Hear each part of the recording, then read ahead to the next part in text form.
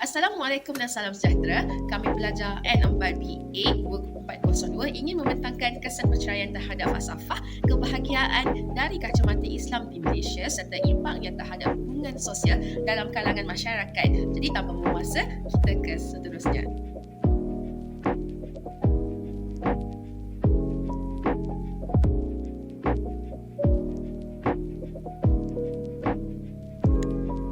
Bismillahirrahmanirrahim. Saya akan membentangkan mengenai pengenalan.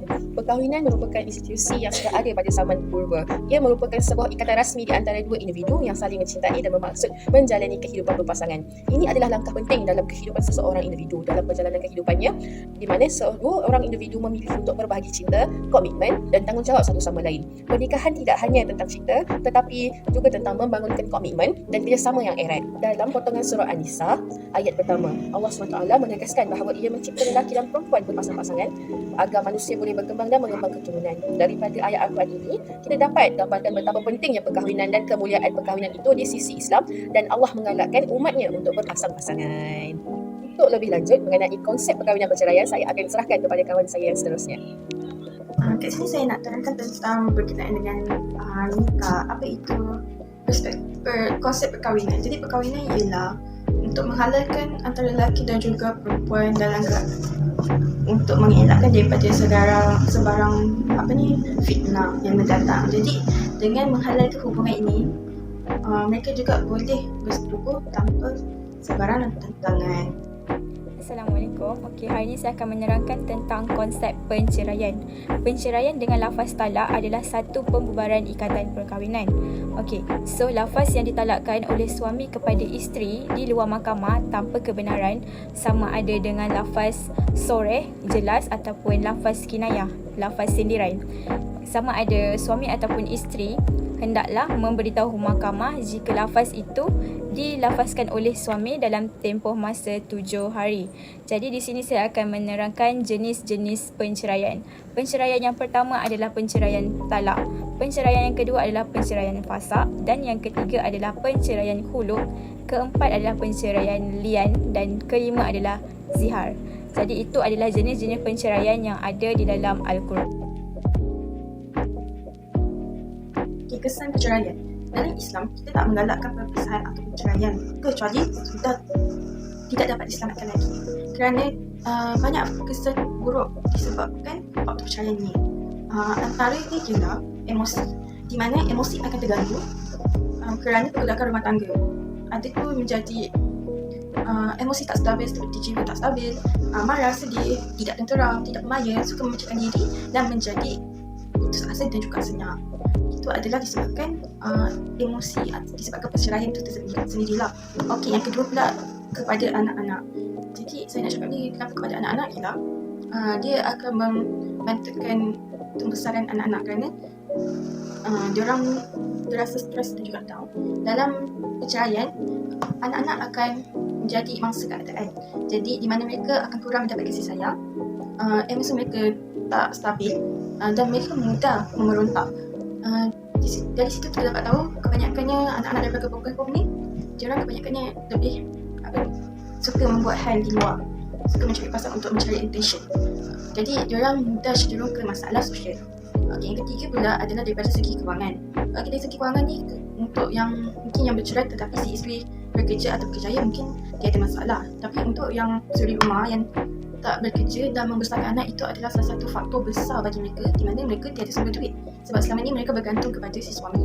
Jadi dengan itu, mereka terpaksa struggle untuk mencari duit untuk membesarkan anak-anak mereka. Diorang perlu menyara diri dan juga menyara anak-anak, dan ini amat memberi kesan pada faktor kewangan mereka. Di sini juga saya ingin menerangkan dan menceritakan tentang kesan penceraian. Islam tidak menggalakkan sesiapa saja untuk melafazkan penceraian kerana ia akan melibatkan satu implikasi dan masalah besar di dalam hidupan harian kita. Jadi kesan yang pertama adalah kesan emosi. Emosi orang yang mengadakan penceraian itu akan terganggu disebabkan masalah-masalah persekitaran. Yang kedua, anak-anak. Anak-anak akan kurang kasih sayang ibu bapa kerana perpisahan yang diadakan.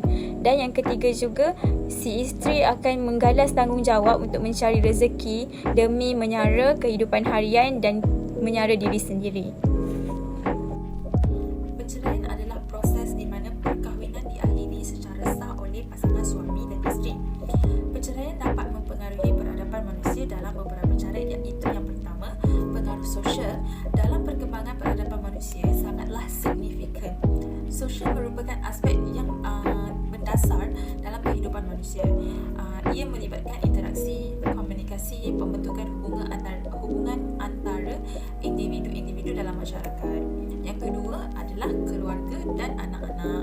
Apabila berlaku perceraian di antara kedua ibu bapa, anak-anak mendapat ketidakstabilan emosi kerana mereka merasakan mereka tidak akan mendapat kasih sayang yang seperti sebelum ini, dan mereka merasakan perceraian adalah titik hitam dalam kehidupan mereka. Yang ketiga adalah ekonomi. Ekonomi adalah sesuatu yang sangat kita tahu punca utama perceraian pada masa kini, kerana yang pertama kesempitan hidup, yang kedua suami tidak bekerja dan mengharapkan isteri untuk memberi nafkah. Saya akan menceritakan mengenai institusi sosial dan juga masyarakat. Allah menjadikan manusia mempunyai banyak keturunan supaya mereka saling berinteraksi dalam masyarakat dan menjaga hubungan sesama mereka.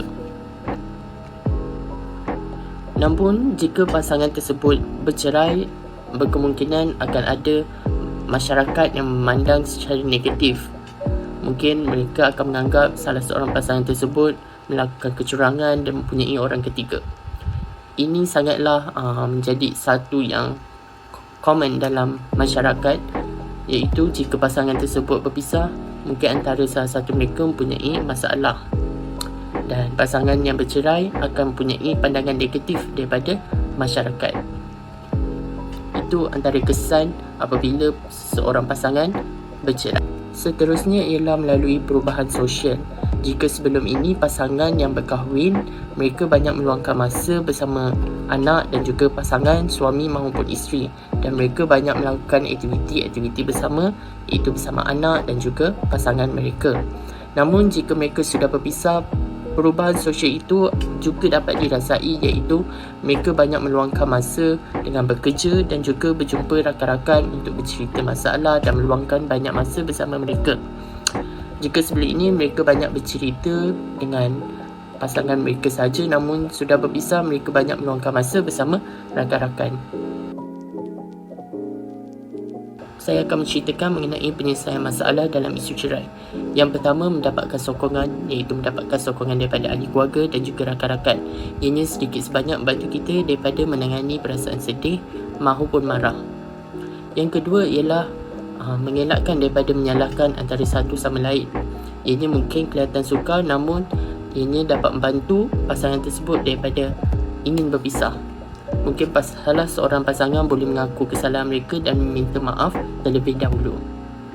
Yang ketiga ialah fikir pada masa hadapan dan bukan pada masa lalu. Iaitu jika pasangan tersebut mempunyai anak, mungkin kita boleh fikirkan apa yang akan jadi pada anak tersebut jika kita berpisah. Mungkin ini sedikit sebanyak membantu pasangan daripada ingin bercerai.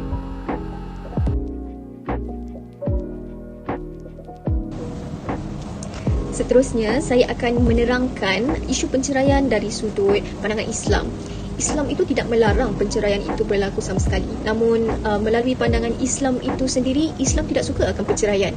Kerana pasangan yang suka bercerai-berai ini dibenci oleh Allah Subhanahu Wa Taala.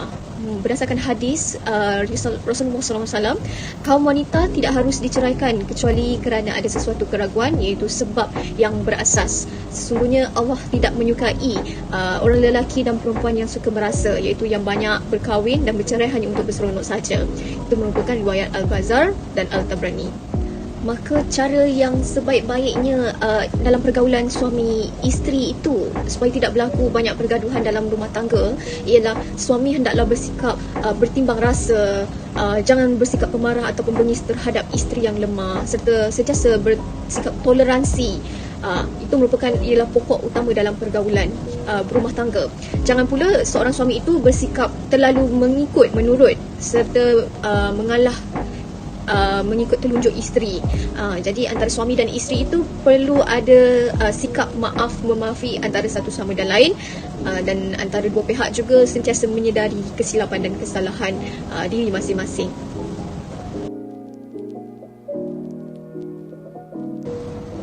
Seterusnya ialah bagaimana pula menurut pandangan psikologi mengenai isu perceraian ini. Pendekatan psikologi dan kaunseling ialah pertolongan berstruktur yang dikendalikan oleh pegawai psikologi yang akan membimbing dan memberi sokongan dalam menangani isu-isu yang berkaitan dengan jiwa, personaliti dan mental. Mereka ini akan membimbing dan membantu pesakit dalam membuat keputusan dalam menyelesaikan masalah yang dihadapi. Ahli psikologi barat dan Islam mempunyai pandangan yang sama, iaitu elemen agama ini mampu membantu merawat masalah terutama melibatkan emosi, kesihatan mental dan mampu mengurangkan isu sosial dalam masyarakat. Berbagai kaedah lain termasuk juga ubat-ubatan disediakan oleh pihak pakar bagi merawat individu yang dibelenggu masalah jiwa itu sendiri. Seterusnya adalah penyelesaian masalah cerai dari segi keluarga. Perceraian adalah suatu isu yang kompleks dan penuh dengan emosi dalam konteks keluarga. Jadinya, penyelesaian masalah dalam isu perceraian melibatkan pendekatan yang selektif dan komprehensif untuk menyelesaikan ketegangan konflik yang muncul di antara pasangan. Berikut merupakan beberapa langkah yang dapat diambil untuk menyelesaikan masalah perceraian dari segi keluarga. Langkah yang boleh diambil untuk menyelesaikan masalah perceraian dari segi keluarga, iaitu komunikasi terbuka. Antara punca yang selalu menimbulkan konflik rumah tangga yang sering diadukan ke mahkamah adalah ketidakfahaman dan sikap suami isteri mengenai tanggungjawab perkahwinan. Komunikasi adalah satu bentuk yang sangat penting dalam kehidupan, terutama dalam kehidupan. Tidak kiralah sekiranya pasangan itu berkahwin ataupun tidak. Pasangan haruslah dapat memahami satu sama lain dengan penuh perhatian dan empati. Mereka haruslah berbincang secara baik tanpa saling menyalahkan atau menghakimi. Komunikasi yang efektif dapat membantu mengatasi perbezaan dan sekiranya mereka telah bercerai, dengan komunikasi dapat memberikan solusi yang terbaik kepada kedua belah pihak. Langkah kedua adalah dengan mewujudkan orang tengah. Orang tengah ataupun runding cara adalah satu proses di mana pasangan yang bercerai bekerjasama dengan orang tengah untuk mencapai persetujuan. Selalunya orang tengah ini bersifat netral dan tidak berpihak kepada mana-mana pihak. Terdapat 3 keadaan yang boleh digunakan untuk runding cara, iaitu pada peringkat awal, iaitu semasa pemilihan pasangan, kedua semasa berlakunya konflik, dan akhir sekali semasa perkahwinan yang telah lama dan tiba-tiba rasa dingin antara satu pihak kepada pihak satu lagi. Langkah terakhir adalah dengan menghargai pasangan. Kebanyakan pasangan zaman sekarang hidup mereka sangat-sangat padat dan tidak sempat untuk menghabiskan masa bersama-sama untuk mendengar cerita dan sebagainya. Dan ada juga pasangan yang tidak cuba mendengar dan menghargai satu sama lain. Ini boleh menyebabkan suatu rumah tangga itu musnah. Cara Rasulullah SAW melayani isteri dan mencegah daripada berlakunya perceraian adalah dengan selalu mencari solusi, meraihkan pandangan isteri Nabi. Selain itu, banyak cara untuk menghargai pasangan, iaitu lakukan aktiviti bersama, memberi layanan terbaik, jujur dalam hubungan, tidak perlu membuat perbuatan yang besar, cukup seadanya. Seterusnya adalah penyelesaian masalah cerai dari segi masyarakat. Masyarakat juga memainkan peranan yang penting dalam isu perceraian. Berbagai cara boleh dilakukan untuk mendidik serta mengurangkan isu perceraian di kalangan masyarakat. Yang pertama adalah melalui pendidikan dan jangkauan. Menyediakan pendidikan yang berkaitan dengan hubungan, komunikasi dan penyelesaian konflik kepada orang awam. Pusat komuniti, institusi pendidikan, pertubuhan bukan kerajaan dan media massa, semuanya boleh memainkan peranan dalam menyediakan program pendidikan yang membantu orang ramai memahami kepentingan hubungan yang sihat dan cara mengendatangi masalah dalam perkahwinan. Yang kedua adalah kempen kesedaran. Melalui kempen media sosial, poster, spanduk atau iklan di media massa, penyampaian mesejnya bertujuan untuk meningkatkan kesedaran tentang isu perceraian dan kesan negatifnya kepada individu, keluarga dan masyarakat. Gunakan contoh sebenar dan naratif yang kuat untuk menunjukkan implikasi emosi, keuangan dan sosial perceraian. Akhir sekali adalah pendidikan pra-perkahwinan. Menyediakan program pra-perkahwinan yang komprehensif untuk pasangan pengantin. Program ini mungkin merangkumi kemahiran komunikasi, pengurusan konflik, perkongsian membuat keputusan dan pemahaman tentang komitmen jangka panjang dalam perkahwinan. Dengan menyediakan pengetahuan dan kemahiran ini sebelum berkahwin, pasangan lebih bersedia untuk menghadapi cabaran dalam perkahwinan. Kesimpulan daripada kesan perceraian terhadap falsafah kebahagiaan dari kacamata Islam di Malaysia ialah ia menunjukkan dampak yang negatif secara keseluruhannya, walaupun perceraian ini tidak diingini oleh mana-mana pasangan suami atau isteri, tapi ia perlulah ditangani dengan baik demi masa depan anak-anak kerana membolehkan mereka untuk mendapatkan kasih sayang kedua ibu bapa mereka. Oleh itu, pentingnya untuk memahami tentang institusi perkahwinan yang lebih mendalam untuk memberi sokongan kepada mereka yang mengalami